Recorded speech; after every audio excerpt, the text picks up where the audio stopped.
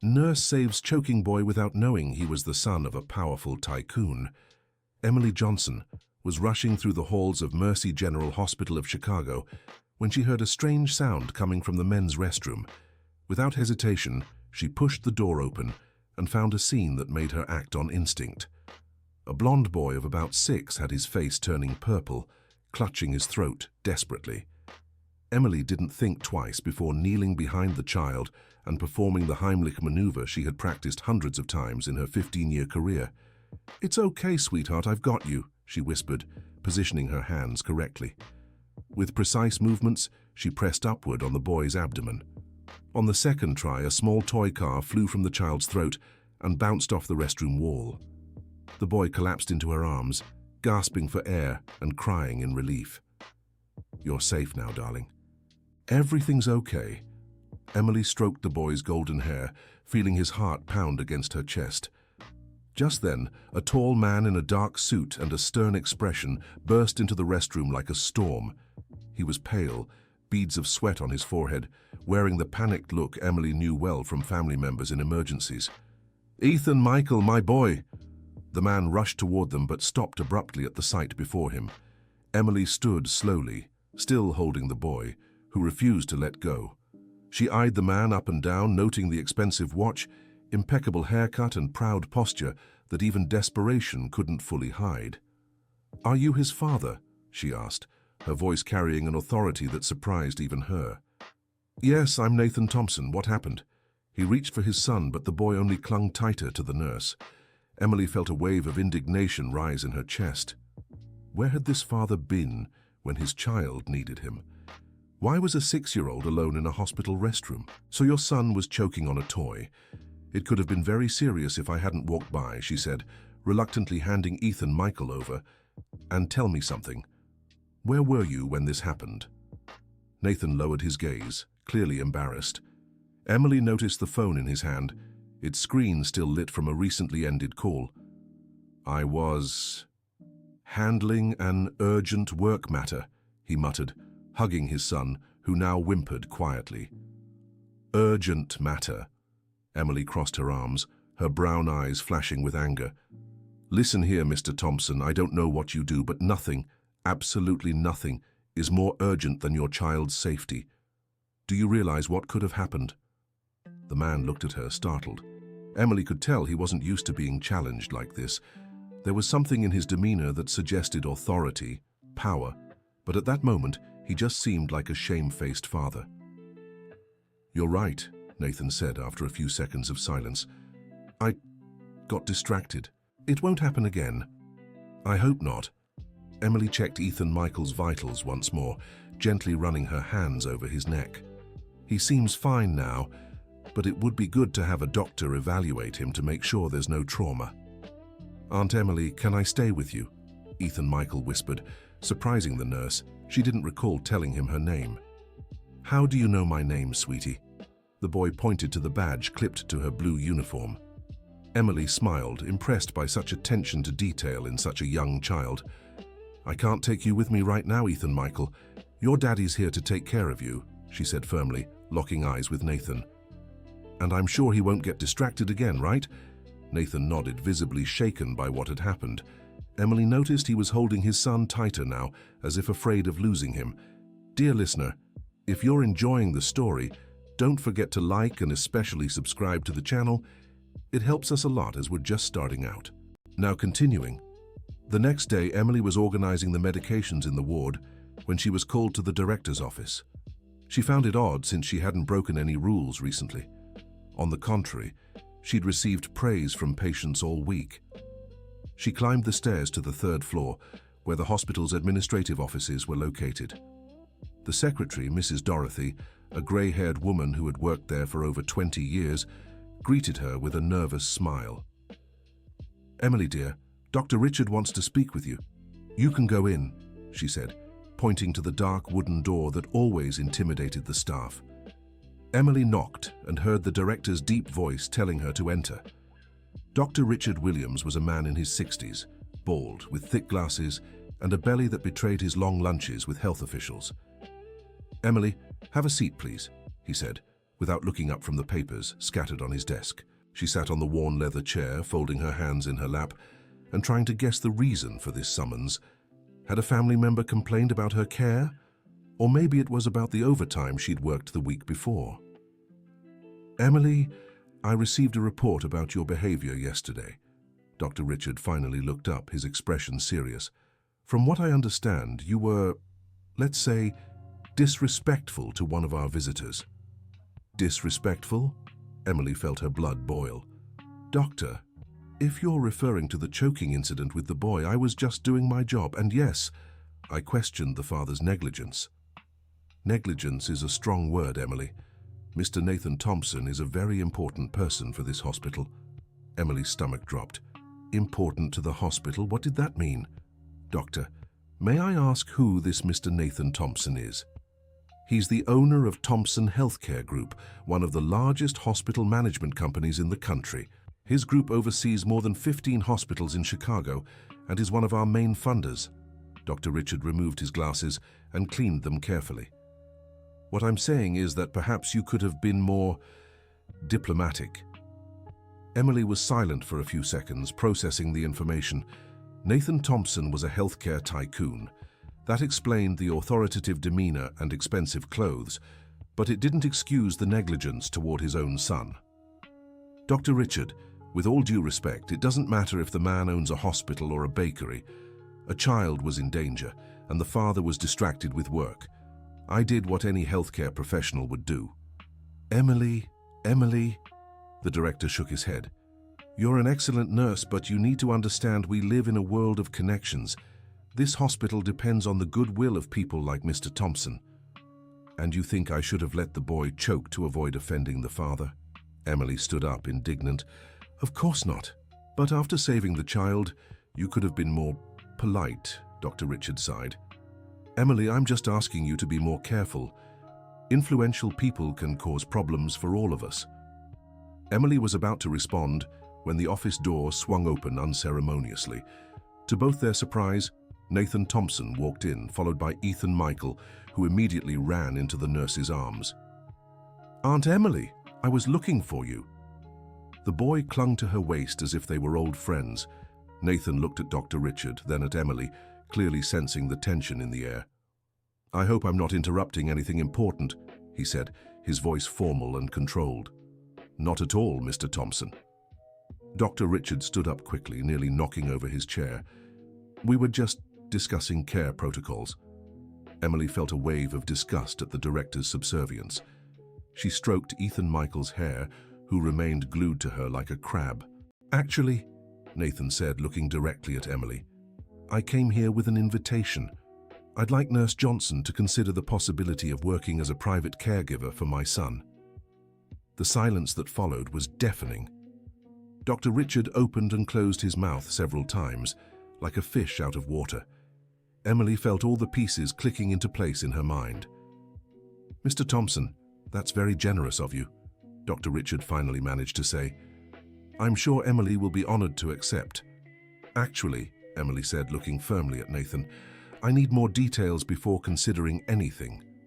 Nathan nodded, seeming to approve of her cautious attitude. "The salary would be 10 times your current one, with full benefits and flexible hours. Ethan Michael has felt very attached to you since yesterday." "Daddy said you're the coolest nurse in the world," Ethan Michael whispered, making Emily smile despite the tense situation. "It's a tempting offer," Emily admitted. "But I have a question. Why do you believe your son needs a private nurse?" Nathan hesitated, glancing at his son before answering. "Ethan Michael has some health issues. Nothing serious, but I prefer having someone qualified nearby." He wasn't being entirely honest, Emily could tell. "And where would this work be?" she asked.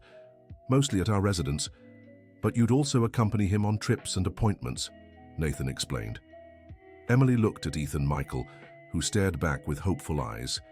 Then she looked at Dr. Richard, who clearly expected her to accept to keep the benefactor happy. Finally, she looked at Nathan, trying to decipher his true intentions. "Mr. Thompson, your offer is generous, but I must decline," Emily said, feeling Ethan Michael tense in her arms. "Emily!" Dr. Richard exclaimed, horrified. Why? Nathan asked, seeming genuinely surprised. It was likely few people refused his offers. Because my place is here, caring for patients who truly need me. The patients at this hospital can't afford private nurses, Emily explained. Besides, what your son needs isn't a nurse, it's his father's attention. Silence fell over the room again. Dr. Richard looked like he was about to have a heart attack. Nathan stared at Emily with an expression she couldn't read.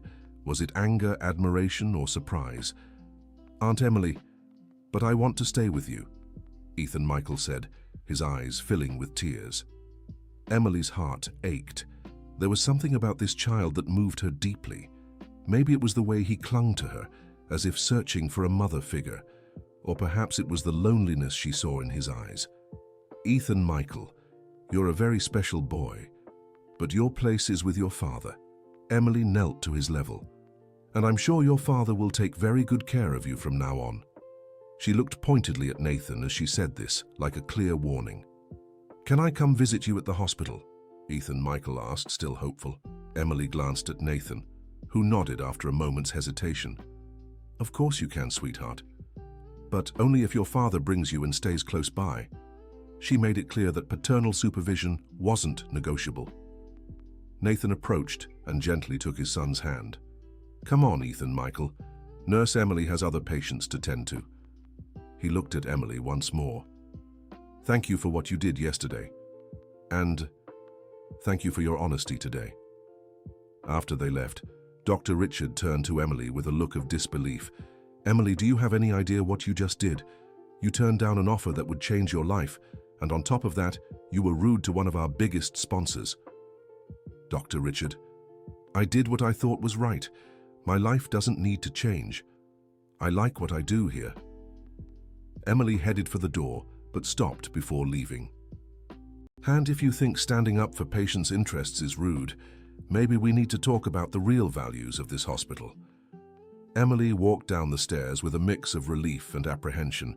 She had made the right choice, but she knew the consequences could be complicated. Hospitals like Mercy General relied on donations and sponsors to keep their doors open. Back in the ward, she focused on her work, caring for Mrs. Eleanor, a 75-year-old woman hospitalized with pneumonia.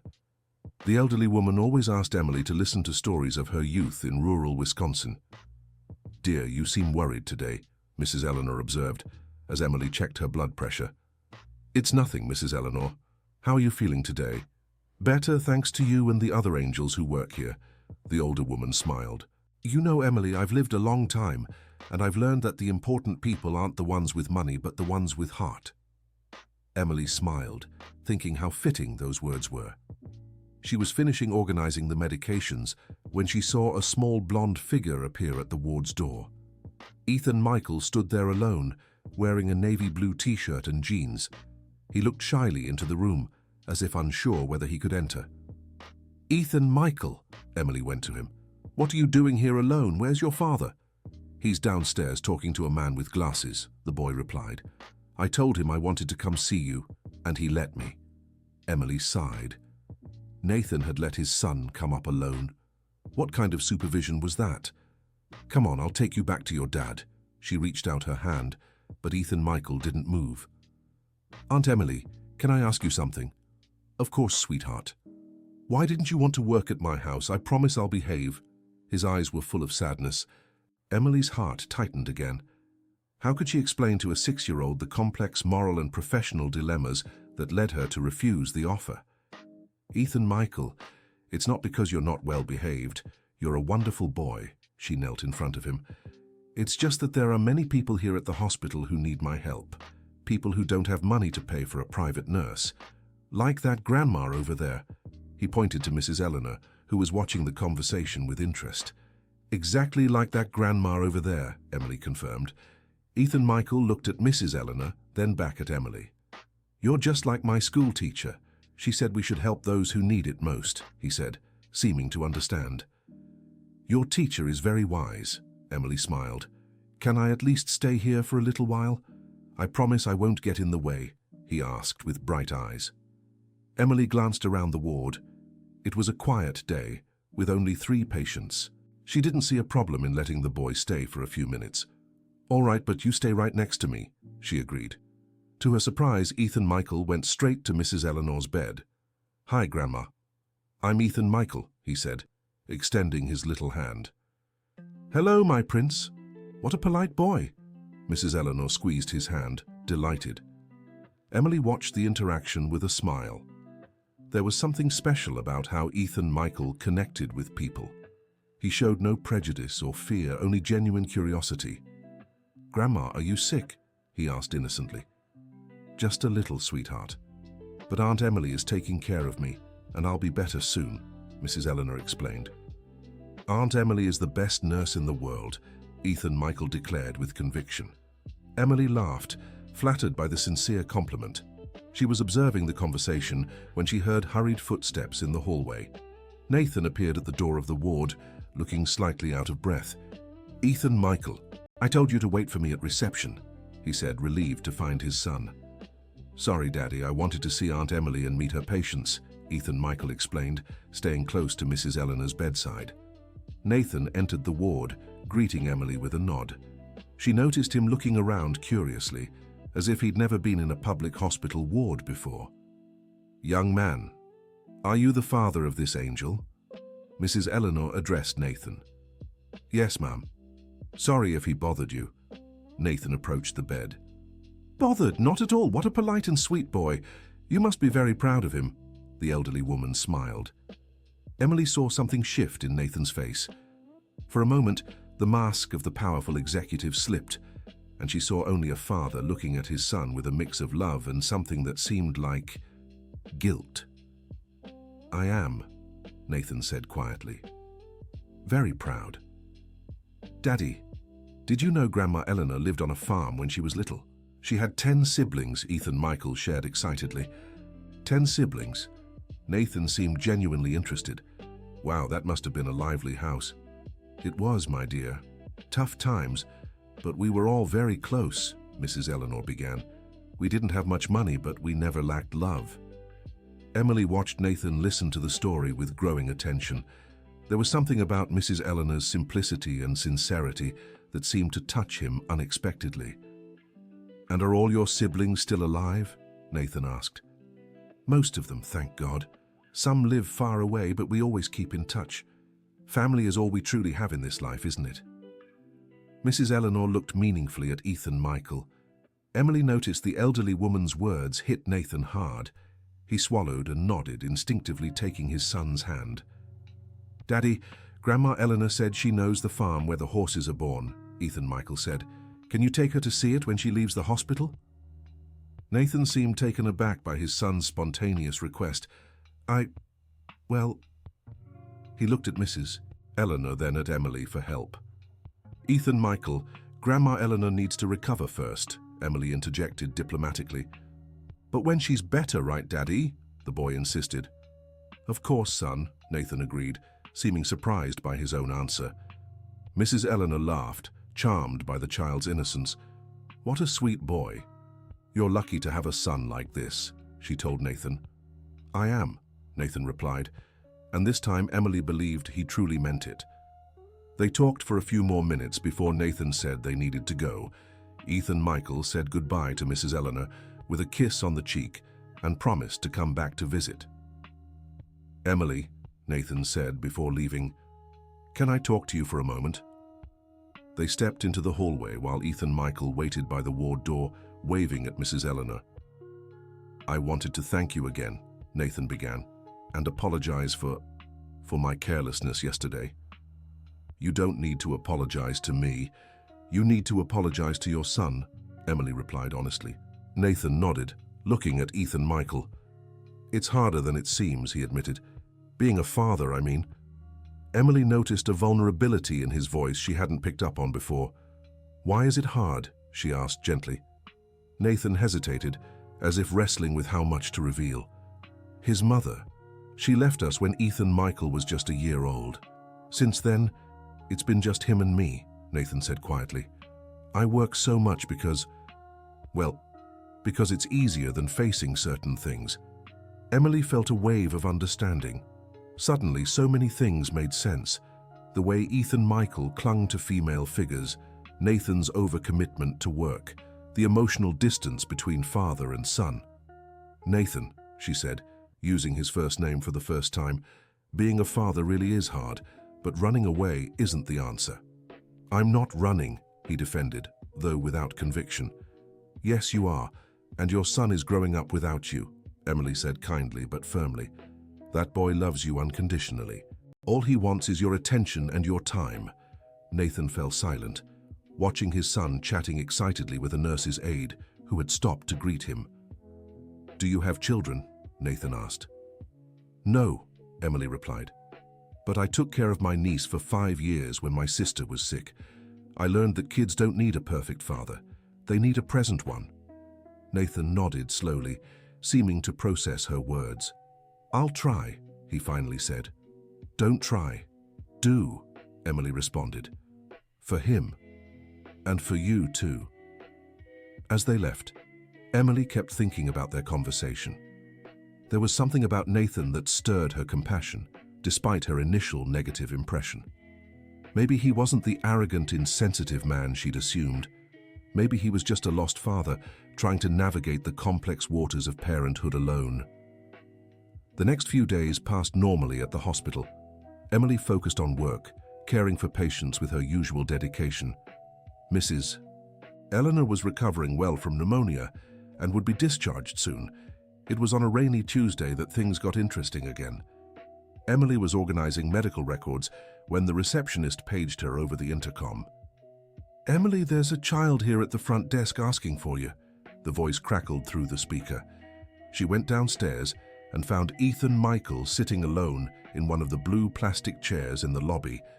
He wore a white t-shirt and held a small school backpack. "Ethan Michael, what are you doing here?" Emily approached, concerned. "Hi, Aunt Emily." He smiled, but something was off in his expression. "I came to see you." "Sweetheart, where's your dad?" she asked, glancing around for Nathan. "He's at work. Said I had to stay with the babysitter, but I ran away," Ethan Michael said, with a casualness that alarmed Emily. "You ran away?" She knelt in front of him. "Ethan Michael, your dad must be worried." "He doesn't even know. The babysitter was sleeping." The boy shrugged. Emily felt a mix of frustration and worry. Nathan had promised to be more present, yet here he was, leaving his son with careless babysitters. "How did you get here?" she asked. "By bus. I knew the way because Dad brought me here lots of times," Ethan Michael explained, as if it were the most normal thing in the world. Emily's blood ran cold. A 6-year-old had crossed Chicago alone on public transit. The possibilities of what could have happened were terrifying. "Ethan Michael, that's so dangerous. You must never ever do that again, do you hear me?" she said, trying to steady her voice so as not to scare him. "But I just wanted to see you," he said, his eyes filling with tears. "The new nanny is boring and Daddy doesn't come home until late." Emily sighed deeply. She needed to call Nathan right away, but first she wanted to understand the situation better. "Ethan Michael, how long have you been alone with this nanny?" "Since Monday. Daddy said he was traveling for work," the boy replied. Today was Tuesday. Nathan had left his son for 2 days with a nanny who couldn't even keep him safe. "All right, sweetheart, I'll call your dad now," Emily said, reaching for her phone. "Is he going to be mad at me?" Ethan Michael asked, worried. "No, he'll be worried." "Which is different," Emily explained as she searched for Nathan's number, the one he'd left at the hospital reception. The call was answered on the 3rd ring. "Nathan Thompson," his voice sounded professional and distant. "Nathan, it's Emily Johnson from Mercy General Hospital. Your son is here with me," she said without preamble. The silence on the other end lasted a few long seconds. "What do you mean he's there?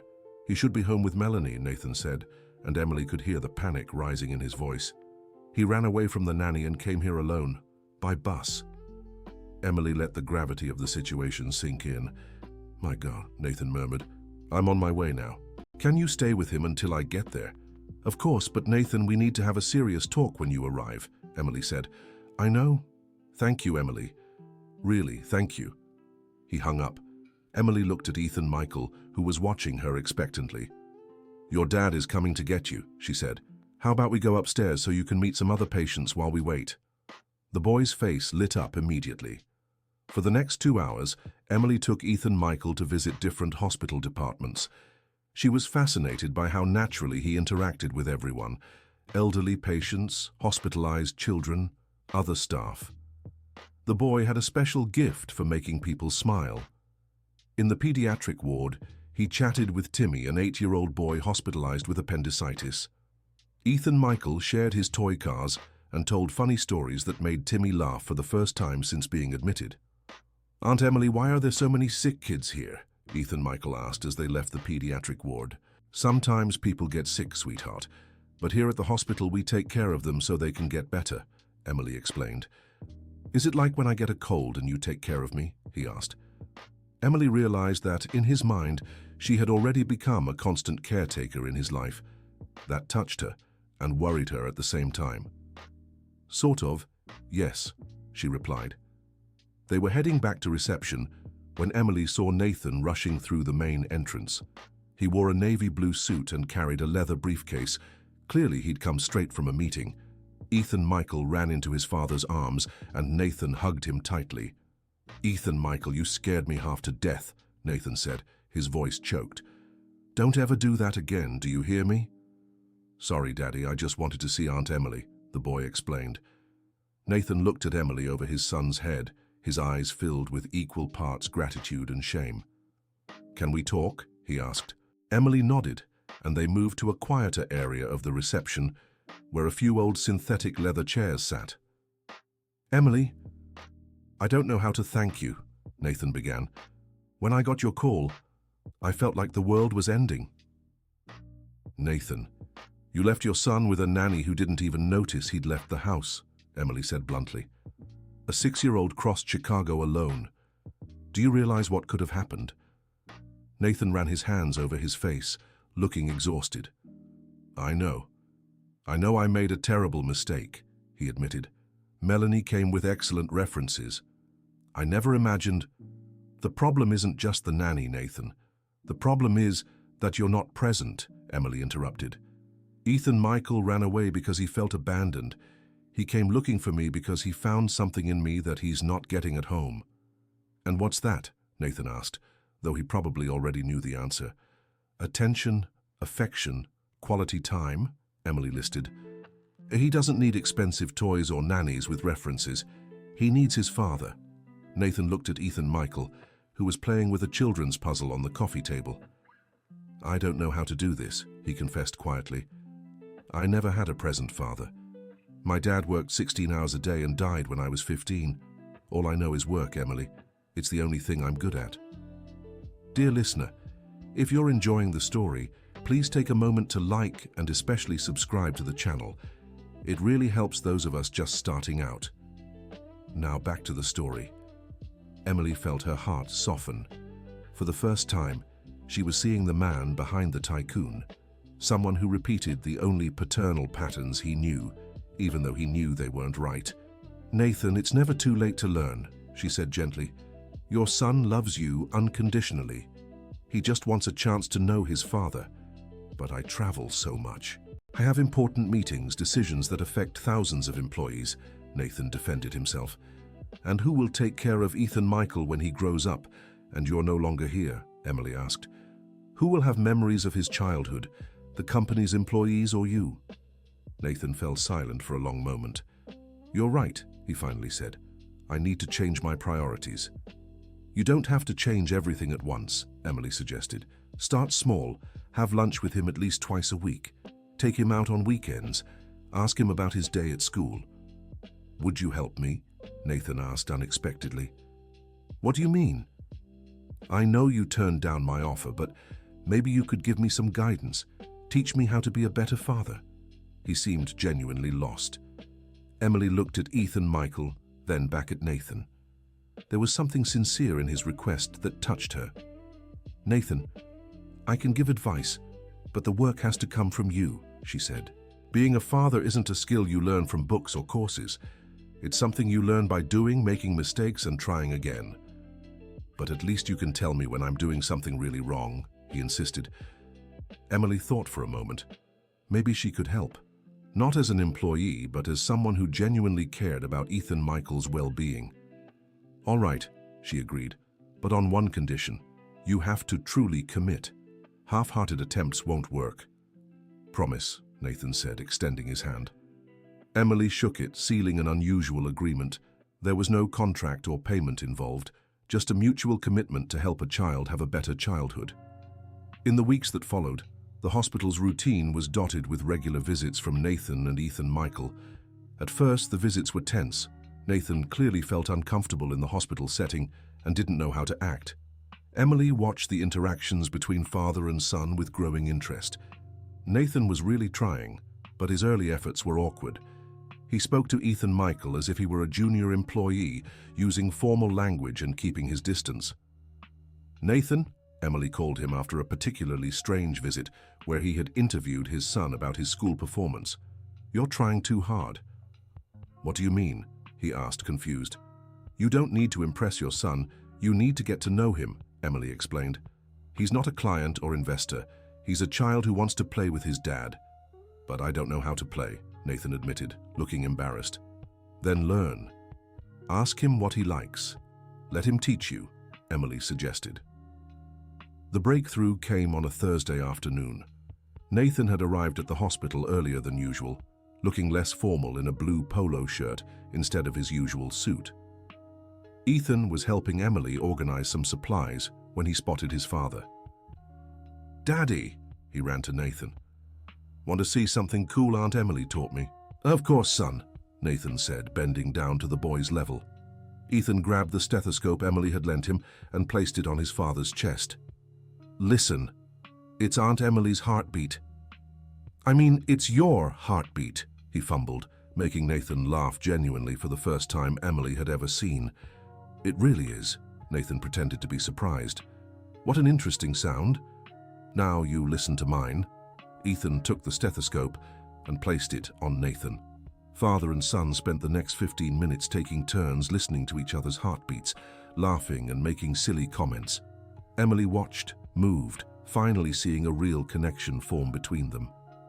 "Daddy, your heart beats faster than mine," Ethan observed. "That's because it speeds up when I see you," Nathan replied spontaneously, surprising himself with his honesty. Emily saw tears welling in Nathan's eyes. It was the first time he had expressed his feelings so openly to his son.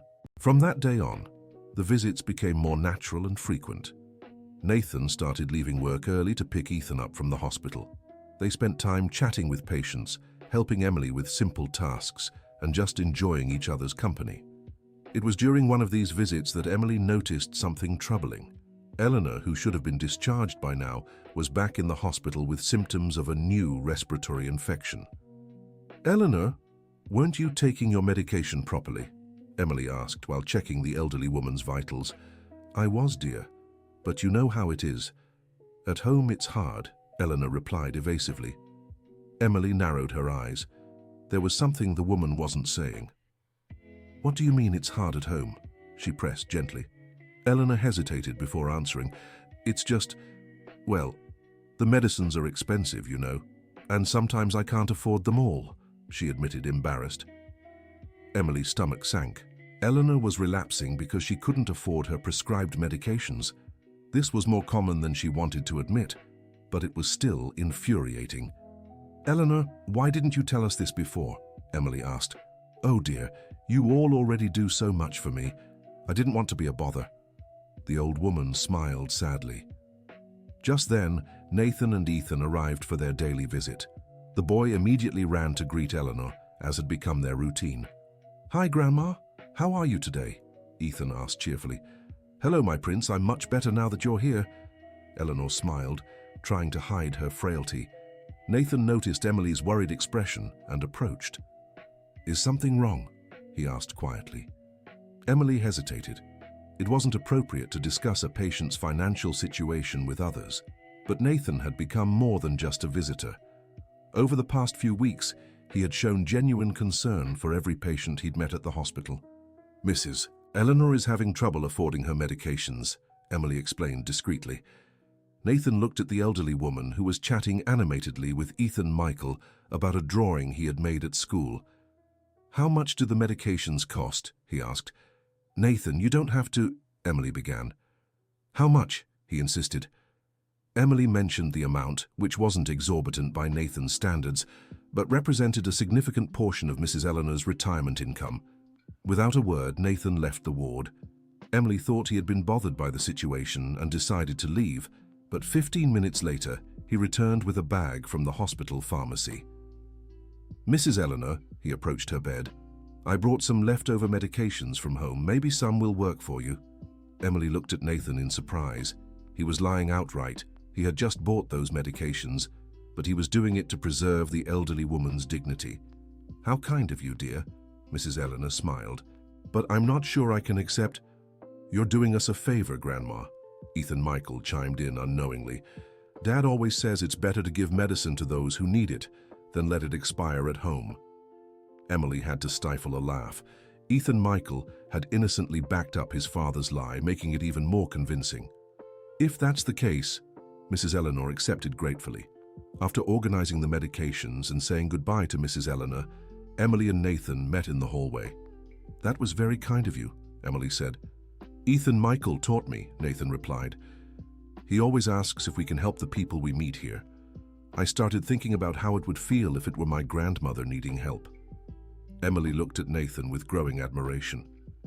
Over the past few weeks, she had witnessed a gradual but profound transformation in the man. He was learning not just to be a better father, but a more compassionate person. "Nathan, can I ask you something?" Emily said. "Of course." "Why did you start working with hospitals?" she asked, genuinely curious. Nathan was thoughtful for a moment. "Originally, it was just business. Healthcare is always profitable, constant demand," he answered honestly. "But now I'm starting to see it differently." "How so?" "When my father died, it was in a public hospital. Back then, I swore that when I had money, I'd never rely on the public healthcare system," Nathan explained. "But spending time here, seeing the work you all do, I realize it wasn't the system that failed my father. It was the lack of resources, of proper investment." Emily nodded. It was a significant realization for someone in Nathan's position. "And what do you plan to do with that insight?" she asked. "I'm still thinking," Nathan admitted, "but I have some ideas." Just then, Ethan Michael came running down the hallway.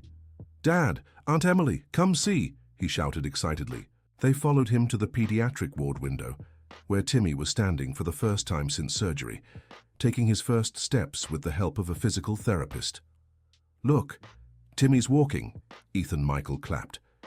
Emily and Nathan smiled, watching the boy's contagious joy at his new friend's recovery. "Dad, when I grow up, I want to work in a hospital like Aunt Emily," Ethan Michael declared. "To be a doctor?" Nathan asked. "No, to help people be happy when they're sick," Ethan Michael explained with the simplicity of a child. Nathan looked at Emily, then at his son. "I think that's a very noble profession," he said. "Maybe Dad can help you make hospitals even better places to help people." Emily noticed there was a deeper intention behind Nathan's words. He was planning something but wasn't quite ready to share it yet. The following weeks brought a new routine. Nathan had rearranged his schedule to spend more time with Ethan Michael, including their daily visits to the hospital. The boy had become something of a little celebrity among the patients and staff, always bringing joy and positive energy. It was on a Friday afternoon that the routine was dramatically interrupted. Emily was finishing her shift when she received an urgent call from the hospital administration. "Emily, you need to come downstairs right away," the secretary said, her voice tense. She went down to the ground floor and found a group of men in suits talking intensely with Dr. Richard. Nathan was among them, but his posture was different. He seemed to be defending something against the others' opposition. Ethan Michael was sitting in a nearby chair, clearly bored with the adults' conversation. When he saw Emily, he ran to her. "Aunt Emily, Daddy's in a really boring meeting," he whispered. "What are they talking about?" Emily asked quietly. "I don't know, but Daddy looks mad," Ethan Michael observed. Emily discreetly approached the group and caught fragments of the conversation. "Nathan, this is absurd. The hospital can barely stay afloat as it is," one of the men said. That's exactly why we need to invest more, not less, Nathan replied firmly. Invest? You mean throw money away, another man argued.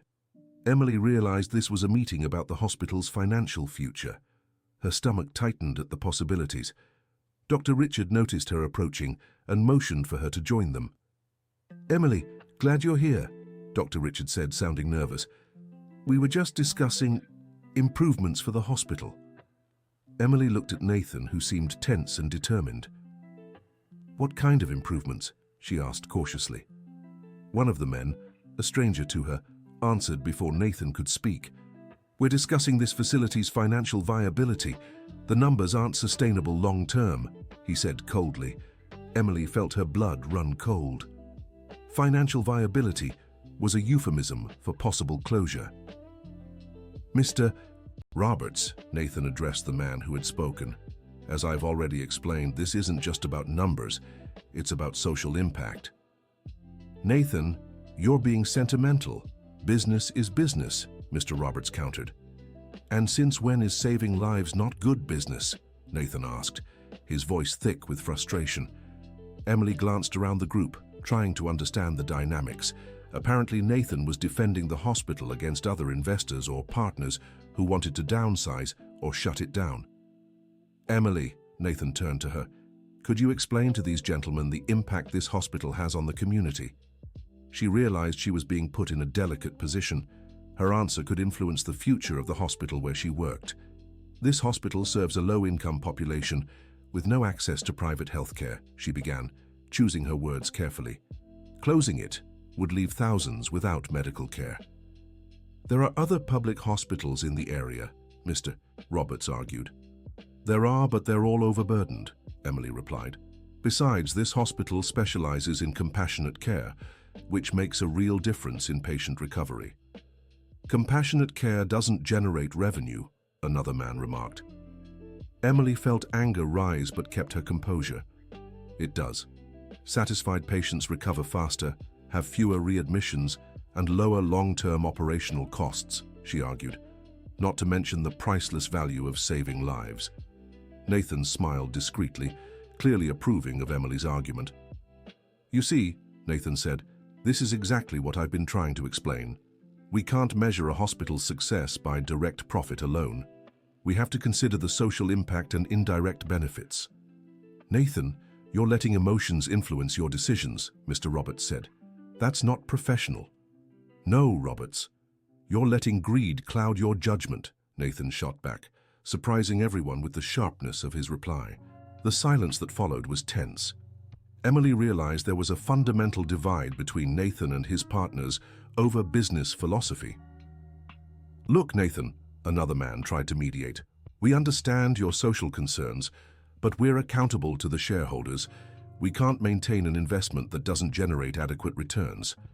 And I'm accountable to my conscience, Nathan replied, and to my son, who's growing up learning what it means to have values. Emily glanced at Ethan Michael, who was watching the discussion without fully understanding but clearly sensing the tension. Nathan, are you willing to personally cover the losses of this hospital? Mr. Roberts challenged. Nathan looked at Emily, then at Ethan Michael, and finally back at his partners. If necessary, yes, he said firmly. The response caused an uproar among the men. Emily realized Nathan had just made a declaration that would have enormous consequences for his business. Nathan, you can't make this decision alone, one of the partners protested. I can. I hold the majority stake in the group, Nathan reminded them, and I've just decided this hospital will not close. Mr. Roberts visibly bristled.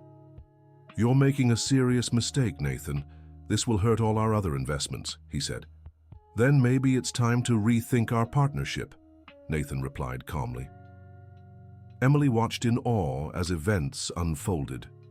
Nathan was willing to sacrifice business relationships to protect the hospital. Daddy, are you okay? Ethan Michael asked, sensing the tension. Nathan lifted his son into his arms. I'm fine, son. Just making some important decisions, he said gently. Decisions about Aunt Emily's hospital? The boy asked. Exactly. I'm deciding how we can help more people here, Nathan explained. Ethan Michael smiled. That's good. Then more people will be happy, he said simply. The partners exchanged glances, clearly uncomfortable with the child's presence in the conversation. "Nathan, shall we continue this discussion privately?" Mr. Roberts suggested. "There's nothing left to discuss," Nathan replied. "My decision is made. This hospital will keep running and receive the necessary investments to improve further." "And what if the other hospitals in the group start losing money because of this emotional decision?" another partner asked. "Then we'll find creative ways to make them more efficient without compromising care quality," Nathan said. "The answer isn't always to cut costs. Sometimes it's to invest wisely." Emily realized Nathan had fundamentally changed his business philosophy. He was no longer focused solely on maximum profit, but on a balance of financial sustainability and social impact. The meeting continued for a few more minutes, with the partners trying to persuade Nathan to reconsider, but he stood firm in his decision. When the men finally left, clearly displeased, Emily approached Nathan. "Are you sure about what you just did?" she asked worriedly. "I am," Nathan replied without hesitation. "For the first time in a long while, I'm absolutely certain about a decision." "But what about the other businesses, the partners?" Emily insisted. Nathan looked at Ethan Michael, who was chatting animatedly with Dr. Richard about the improvements Mercy General Hospital could receive. "Emily, over the past few weeks I've learned something important," Nathan said.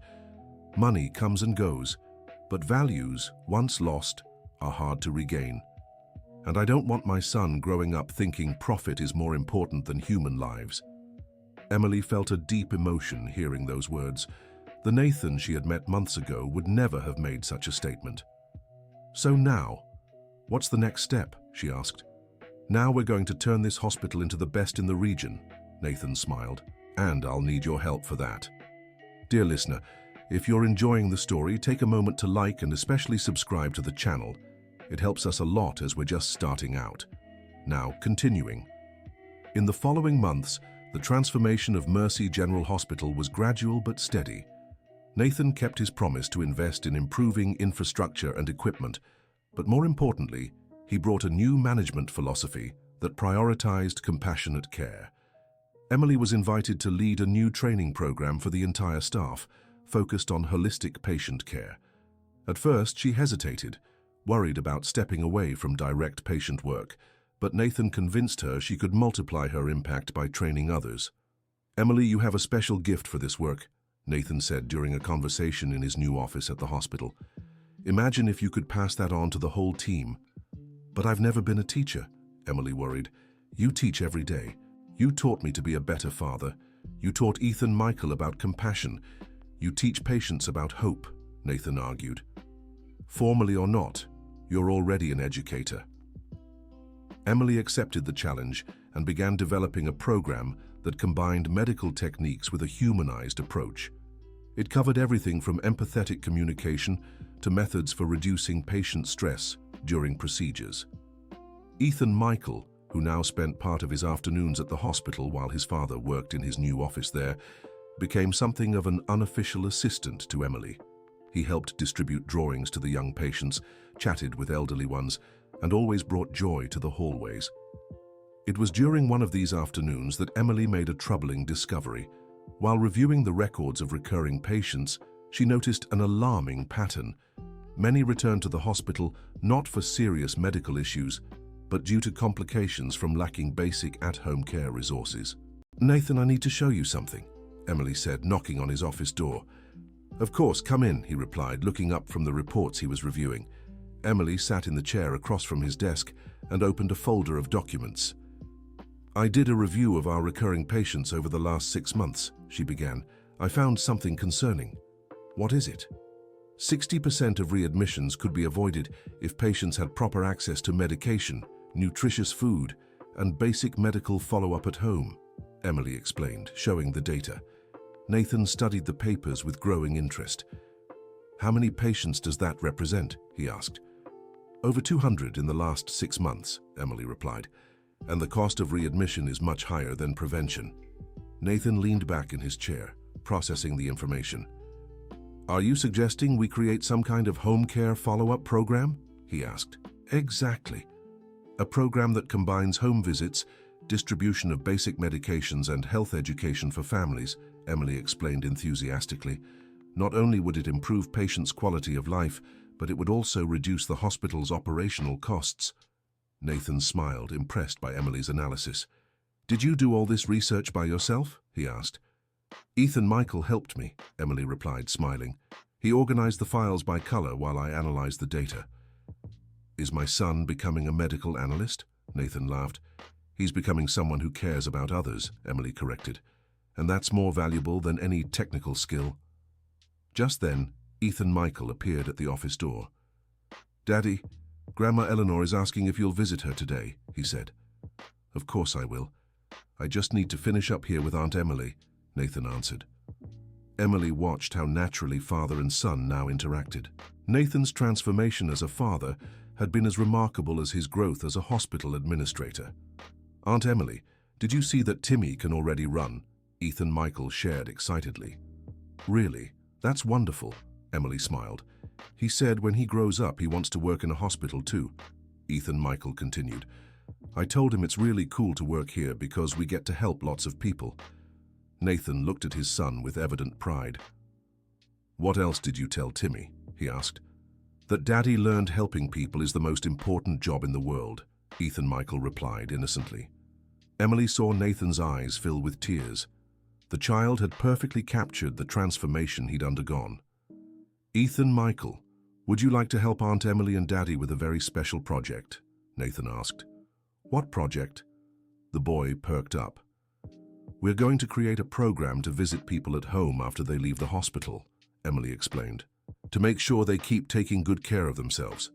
"Like going to Grandma Eleanor's house?" Ethan Michael asked. "Exactly like going to Grandma Eleanor's house," Nathan confirmed. "That's so cool. Can I bring them drawings?" Ethan Michael suggested. "Of course," Emily smiled. "In fact, I think you'd be an excellent ambassador for the program." In the following days, Emily and Nathan worked tirelessly to develop the home follow-up program. They consulted other professionals, researched similar initiatives, and drafted a pilot plan. The program would initially be tested with 20 families, including Mrs. Eleanor. Each family would receive weekly visits from a healthcare provider, basic medications, and a home care kit. "Emily, I have a proposal for you," Nathan said during a planning meeting. "What is it?" "I'd like you to coordinate the pilot program," he said. "I know it means less direct time within patients, but the impact could be much greater." Emily hesitated. She was being offered a leadership opportunity that could transform lives, but it meant stepping out of her comfort zone. "Can I think about it?" she asked. "Of course. But remember, sometimes we need to take bigger steps to create bigger changes," Nathan encouraged. That night, Emily pondered the proposal. She'd become a nurse because she wanted to care for people directly, but maybe she could care for even more by taking on a leadership role. The next day, she went to Nathan with her answer. "I'll coordinate the program," she said, "but on one condition." "What is it?" "I want to keep working at least one shift a week in the ward. I can't lose all my direct contact with patients," Emily explained. "Deal," Nathan smiled. "And Emily?" "Yes?" "Thank you for everything. For saving my son, for helping me become a better father, for not giving up on me when I was just an arrogant businessman," he said sincerely. "Nathan, you were never just an arrogant businessman," Emily replied. "You've always been a father who loved his son but was lost. Sometimes people just need guidance to find the right path." The pilot program launched 3 months later with a simple ceremony at the hospital. Eleanor was the first patient to receive the home visit, accompanied by Emily, Nathan, and Ethan Michael. The elderly woman's home was modest, a small 2-room apartment in a public housing complex, but it was tidy and clean, filled with family photos and plants she grew on her tiny balcony. "What an honor to have you all in my home," Eleanor said, offering coffee and homemade cookies. Ethan Michael was enchanted by the plants and asked to help water them. Eleanor explained each species, sharing stories of how she'd acquired the seedlings. "Grandma, you have more plants than the hospital garden," Ethan Michael observed.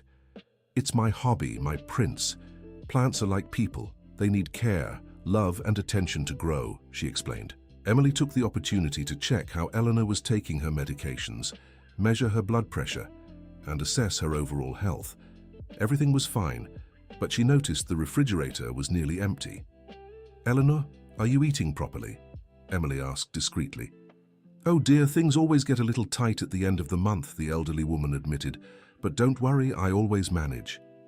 Nathan overheard the conversation and stepped closer. "Eleanor, this is part of the program. We need to make sure you have proper nutrition for the medication to work," he said diplomatically. "What do you mean, son?" "We'll arrange a monthly food basket for you," Nathan explained. "It's medical protocol." Emily smiled to herself. Nathan was learning to help while preserving people's dignity. "But that must be expensive," Eleanor fretted. "Actually, it costs less than a hospital stay," Emily explained. "It's an investment in your health." When they left Eleanor's home, Ethan Michael was beaming.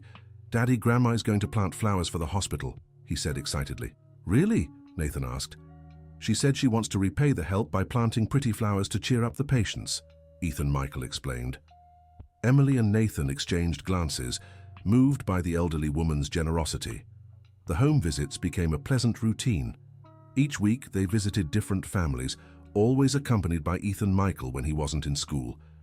The boy became a key part of the program, bringing joy and lightness to moments that could have been tense. It was during one of these visits that Emily discovered their next challenge. They were at the home of Walter, a 68-year-old man who had been hospitalized with heart problems. "Dr. Nathan," Walter said, mistaking Nathan for a doctor. "Can I ask you something?" "Of course, Walter. But I'm not a doctor. I'm an administrator," Nathan gently corrected. "Doesn't matter, you understand these things," Walter continued. "Why is it that some hospitals treat us well and others treat us poorly?" Nathan grew thoughtful. It was a complex question that touched on the heart of the healthcare system's problems. "What exactly do you mean?" Nathan asked. "Well, when I went to the private hospital with my brother, everyone was polite, quick, efficient. But when I go to the health clinic near here, it feels like I'm bothering them," Walter explained. Emily knew this was a common reality. The difference in care between public and private hospitals was a systemic problem. "Mr. Walter, not all hospitals have the same resources and training," Emily explained diplomatically. "But why? Sick is sick, isn't it?" the older man asked with disarming simplicity. Nathan stayed silent for a moment, clearly reflecting on the question. "You're right, Mr. Walter, sick is sick," he finally said. "And everyone deserves to be treated with dignity no matter how much money they have." "Then why isn't it that way?" Mr. Walter pressed. "Because we haven't managed to change the whole system yet," Nathan admitted. "But we're trying. Starting small, but trying." When they left Mr. Walter's house, Nathan was visibly troubled. "Emily, can I ask you something?" he said in the car. "Of course." "Do you think it's possible to replicate the patient-centered model we developed at Mercy General in other hospitals?" Nathan asked. Emily thought for a moment. "I think so, but it would be a huge project," she replied. "Why?" "Because I'm thinking of proposing this to other hospitals in our group," Nathan said. "Maybe even to hospitals from other groups that want to join." "Like a network of patient-centered hospitals?" Emily asked, intrigued. "Exactly. Hospitals that prioritize comprehensive patient care, regardless of social class," Nathan explained. Ethan Michael, who had been listening from the back seat, perked up. "Daddy, so all hospitals will be like Aunt Emily's?" he asked. "That's the idea, son," Nathan smiled. "That's so cool. Then more people will be treated with kindness," Ethan Michael concluded. Emily looked at Nathan with admiration. He was thinking big but keeping human values at the core.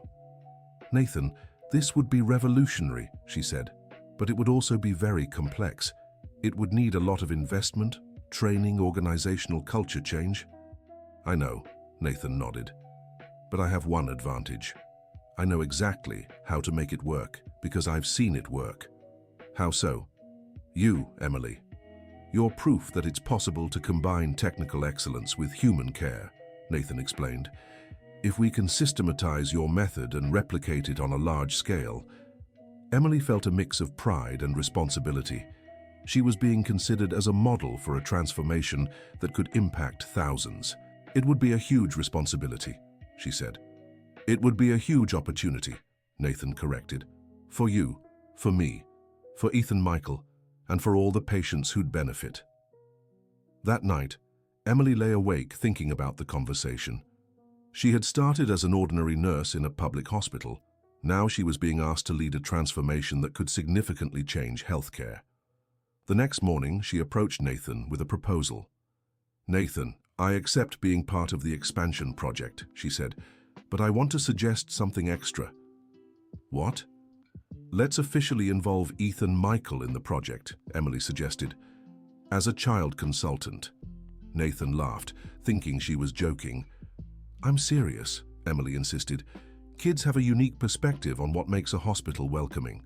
Ethan Michael could help develop specific protocols for pediatric care." Nathan considered the idea. "It would be an interesting first step for him to understand purpose-driven business," he admitted. "And it would ensure the project never loses its human focus," Emily added. "Kids don't lie about their feelings." "All right," Nathan agreed. "Let's ask Ethan Michael if he'd like to be our official consultant." When they proposed the idea to Ethan Michael, he beamed. "Really? I get to help make hospitals happier?" he asked excitedly. "Exactly," Emily confirmed. "You're going to tell us what makes children happy in hospitals and what makes them sad." "I know," Ethan Michael said immediately. "Kids are happy when doctors smile, when there are drawings on the walls, when they can play, and when someone explains what's happening in a way they understand." Nathan and Emily exchanged glances, impressed by the maturity of his answer. "And what makes children sad?" Nathan asked. "When adults talk like they're not there, when no one explains anything, when the place is too white and cold, and when they can't be near their parents," Ethan Michael listed. Emily mentally noted all his observations. They were valuable insights that could truly improve pediatric care. "Ethan Michael, would you accept being our official consultant?" Nathan asked formally. "I accept," the boy replied seriously. "But can I ask for one thing?" "Of course, what is it?" "I want my first job to be helping Grandma Eleanor plant flowers in the hospital," he said. "Deal," Emily smiled, and so began a new chapter in the lives of the three. Nathan expanded his business vision to include social impact as a measure of success. Emily evolved from nurse to leader of a healthcare humanization movement, and Ethan Michael became the moral compass of the project, always reminding everyone that behind every protocol and procedure were real people with feelings and needs. The expansion project took 2 years to fully implement. During that time, they faced resistance from other business owners, skepticism from traditional healthcare professionals, and complex logistical challenges. But they also found unexpected allies. Doctors and nurses from other hospitals who had always wanted to work in a more humanized way joined the movement. Patients and families became advocates, sharing their positive experiences. The network of humanized hospitals grew to include 12 units in Chicago and 3 in other states. Each hospital maintained its operational autonomy but followed common protocols for compassionate care. The home visit program was expanded and became a model for other healthcare systems. Readmission rates dropped significantly, and patient satisfaction reached record highs. Ethan Michael, now 8 years old, became a minor celebrity in healthcare circles. His suggestions for pediatric care were incorporated into official protocols, and he regularly participated in talks about hospital humanization. "Daddy, do you think we've helped a lot of people?" Ethan Michael asked one Sunday afternoon as they visited the hospital to check on the progress of Mrs. Eleanor's plants. "What do you think, son?" Nathan asked in return. Ethan Michael looked around the hospital, taking in the colorful walls, the indoor gardens, the professionals smiling and interacting warmly with patients. "I think so," he said. "But there's still a lot to do, right?" "There always will be," Emily replied, joining the conversation. "But the important thing is that we started, and that others are continuing." Nathan looked at Emily and Ethan Michael, feeling deep gratitude. 3 years ago, he was a businessman focused only on profits, an absent father, and someone disconnected from the real impact of his decisions. Now he was a business leader with social purpose, a present and caring father, and someone who found meaning in every life touched by the projects he helped build. "Emily," Nathan said, "can I ask you a personal question?" "Of course." "Do you regret turning down that first offer to be Ethan Michael's private nurse?" he asked. Emily smiled, watching Ethan Michael play with some children in the hospital's recreation area. "Never," she replied, "because if I had accepted, I would have cared for one child. By refusing, I ended up helping to care for thousands. And I ended up gaining a family," Nathan added, surprising Emily with the spontaneity of his words. Emily felt her heart race. Over the years, her relationship with Nathan had evolved from professional to personal, but she had never considered the possibility of something deeper. "Nathan," she began, but was interrupted by Ethan Michael, who ran up to them excitedly. "Aunt Emily, Dad," he shouted. "Miss Eleanor said the flowers in the garden will bloom next week." "How wonderful." Emily smiled, grateful for the interruption, which gave her time to process Nathan's comment. "And she said she wants to plant a special tree to celebrate the new hospital's anniversary," Ethan Michael continued. "What kind of tree?" Nathan asked. "A golden trumpet tree. She said it's the tree of hope," Ethan Michael explained. Emily and Nathan smiled. Miss Eleanor, at 76, remained a source of wisdom and optimism for everyone around her. "I think it's a beautiful idea," Emily said. "Can we hold a ceremony to plant the tree?" "Absolutely," Nathan agreed. "In fact, it could be a celebration of the hospital's 3-year transformation." "And can we invite all the patients we've helped?" Ethan Michael suggested. "Of course," Emily replied. "It'll be a community celebration." The golden trumpet tree planting ceremony took place on a sunny Saturday morning. Dozens of patients, family members and staff gathered in the hospital's inner garden to celebrate not just the planting of the tree, but everything it symbolized. Miss Eleanor, 76, but with the energy of someone much younger, led the planting with Ethan Michael's help. Nathan and Emily watched, moved, as other children and adults took turns adding soil around the small sapling. "This tree will grow alongside all the lives touched by this place," Miss Eleanor said, her voice full of emotion. "And when it's tall and strong, it will remind everyone that care and love can transform any place." After the ceremony, as people mingled over a community lunch, Nathan pulled Emily aside to a quieter corner of the garden. "Emily, can we revisit our conversation from last Sunday?" he asked. "What conversation?" Emily asked, though she knew exactly what he meant. "When I said I'd gained a family," Nathan clarified. "I want you to know it wasn't a casual remark." Emily's heart raced again. "Nathan, let me finish," he said gently. "Over the past 3 years, you haven't just taught me to be a better father. You've taught me to be a better person. And Ethan Michael isn't the only one who's grown attached to you. I have too." Emily looked at Nathan, seeing vulnerability and sincerity in his eyes. "What are you trying to say?" she asked softly. "I'm saying I love you," Nathan confessed, "and I want you to be an official part of our family, if you'd like." Emily was silent for a few seconds, processing his words. She had sensed something growing between them over the years, but had always been careful not to misinterpret the signs. "Nathan, she began. "Aunt Emily, Dad." Ethan Michael came running, interrupting the moment once again. "Come see. Miss Eleanor is teaching everyone how to plant sunflower seeds." Nathan and Emily laughed, realizing Ethan Michael's timing for interruptions was impeccable. "Come on, we can't miss this," Emily said, reaching for Nathan's hand. He took her hand, intertwining their fingers, and together they walked toward where Eleanor was surrounded by children and adults, patiently teaching them about plant care. "Do you know why I chose sunflowers?" Eleanor asked the small crowd. "Why, Grandma?" one of the children asked. "Because a sunflower always seeks the light," she explained. "No matter which direction the sun is in, it always turns its head to find the light, just like all of you here at the hospital, always trying to bring light into people's lives." Emily squeezed Nathan's hand, moved by Eleanor's metaphor. "And there's one more thing about sunflowers," the elderly woman continued. "When they mature, they produce hundreds of seeds. A single sunflower can grow an entire field of new sunflowers." Ethan Michael raised his hand as if he were in school. "Grandma, does that mean when we help one person, they can help others too?" "Exactly, my prince," Eleanor smiled. "You planted seeds of kindness in me, and now I'm planting real seeds for others to care for."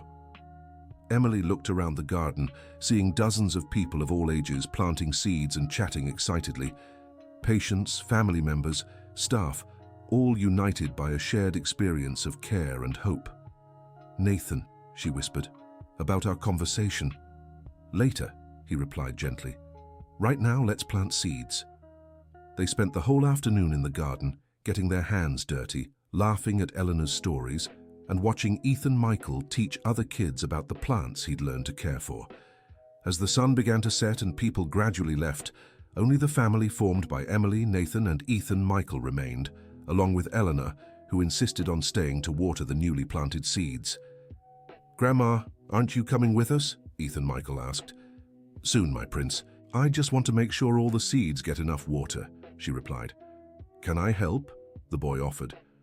"Of course you can," Eleanor smiled. While Ethan Michael and Eleanor tended to the plants, Nathan and Emily sat on a nearby bench, watching the sunset through the hospital windows. "Emily," Nathan said softly, "you don't have to answer now, but I want you to know my proposal is serious." "I know," Emily replied, "and I want you to know I love you too." Nathan looked at her, surprised by her direct sincerity. "Really?" "Very much," Emily smiled. "But I'm scared." "Scared of what?" "Scared of changing something that's already working perfectly," she explained. "The three of us are already a family, Nathan, a chosen family built with love and time. I'm afraid making it official might change that dynamic." Nathan nodded, understanding her concern. "What if I promise nothing has to change unless you want it to?" he asked. "We'll still be the same three. We'll still work together, take care of each other, build meaningful things. The only difference is I'd get to kiss you every now and then." Emily laughed, appreciating his honest, pressure-free approach. "Only every now and then," she teased. "Well, maybe more than that," Nathan admitted, grinning. They sat in comfortable silence for a few minutes, watching Ethan Michael help Eleanor with the watering can. "Nathan," Emily finally said, "I'll officially join the family, but on one condition." "What's that?" "I don't want a traditional marriage proposal. I want it to be ours," she said. "Something that includes Ethan Michael, something that reflects who we are and what we've built together." Nathan smiled, loving the idea. "Can I have a few weeks to plan?" he asked. "Take all the time you need," Emily replied. "I'm not going anywhere." 3 weeks later, on a seemingly ordinary Saturday morning, Nathan said he wanted to take Emily and Ethan Michael on a special visit. "Where are we going?" Ethan Michael asked curiously. "It's a surprise," Nathan replied mysteriously. They drove for about an hour until they reached a small farm on the outskirts of Chicago. Emily recognized the place. It was the farm where Mrs. Eleanor had grown up, the one she always told stories about. "Nathan, what are we doing here?" Emily asked, intrigued. "Come with me," he said, guiding them down a path that led to an orchard. In the middle of the orchard was a clearing where someone had set up a picnic. But this wasn't just any picnic. There was a low table with drawings made by Ethan Michael, flowers planted by Mrs. Eleanor, and photos of all the special moments they'd shared over the past 3 years. "Daddy, it's so beautiful," Ethan Michael exclaimed. "Did you do this?" "I had help," Nathan admitted. "Grandma Eleanor helped me pick the spot, and you helped me without even knowing by making all these drawings." Emily looked around, moved by the attention to detail. "Nathan, this is beautiful, but—" "Emily Johnson," Nathan interrupted, taking her hands. "3 years ago, you saved so much more than my son's life. You saved our family before it even existed." Ethan Michael stepped closer, sensing something important was happening. "Emily, you taught me that family isn't just about blood. It's about choice, about care, about being there," Nathan continued. "And I choose you, every day for the rest of my life." He knelt to Ethan Michael's height. "Ethan Michael, do you officially accept Aunt Emily as your mum?" Nathan asked. "Yes," the boy answered without hesitation. "But she's already my mum in my heart." Nathan stood and looked at Emily. "Emily, will you officially be my wife and Ethan Michael's mother?" he asked. Emily looked at Nathan, then at Ethan Michael, and finally at the peaceful countryside around them. It was perfect. Not traditional, but perfectly right for them. "Yes," she answered, tears of joy streaming down her face. Nathan kissed her gently, as Ethan Michael clapped and cheered. "Now we're a real family," the boy exclaimed. "We always were, sweetheart," Emily said, hugging him. "Now it's just official." They spent the rest of the day on the farm, making plans for the future, sharing stories from the past and simply enjoying the present. It was the official start of a new chapter, but the natural continuation of something that had already existed for a long time. The wedding was simple, held in the garden of the hospital where it had all begun. Mrs. Eleanor was the matron of honor, and all the patients and staff who wanted to attend were invited. Ethan Michael was the ring bearer and gave a speech that moved everyone. "My dad and my mum met when I was choking," he said into the small microphone. "Since then, they've taught me that family is when people take care of each other, even when they don't have to. And that love is when you want someone else to be happy, even when it's hard for you." Emily and Nathan married under the shade of the golden trumpet tree, now taller and stronger, surrounded by sunflowers Mrs. Eleanor had helped plant. 2 years after the wedding, Emily and Nathan were invited to a national conference on humanizing healthcare, where they would present the model they'd developed. The program had already been replicated in over 50 hospitals across the country. Ethan Michael, now 10 years old, joined them on the trip to Washington, D.C. During the presentation, he was asked to speak about children's perspectives in hospital environments. "My name is Ethan Michael, and 4 years ago I almost died choking in a hospital," he began, surprising the audience with his maturity. "But it wasn't a doctor who saved me. It was a nurse who cared." Emily felt her heart race, proud of the son she had helped raise. "Since then, I've learned that a hospital isn't a scary place when the people working there remember that patients are people, not problems to solve," Ethan continued. "My parents taught me that caring is the most important thing anyone can do, and that everyone can care in their own way." The audience applauded enthusiastically, and many healthcare professionals approached the family afterward. "You've truly raised something special," said a doctor from Salvador. "I want to implement this model in our hospital." "The secret isn't in the model," Emily replied. "It's in always remembering we're dealing with human lives, not numbers." On the way back, Ethan asked a question that caught Emily and Nathan off guard. "Mom, Dad, do you think I'll be able to make a difference when I grow up?" he asked. "You're already making a difference," Nathan answered. "Every single day." "But I want to make a big difference, like you," Ethan insisted. Emily turned in her seat to look at her son. "Ethan, difference isn't measured by size, it's measured by love," she explained.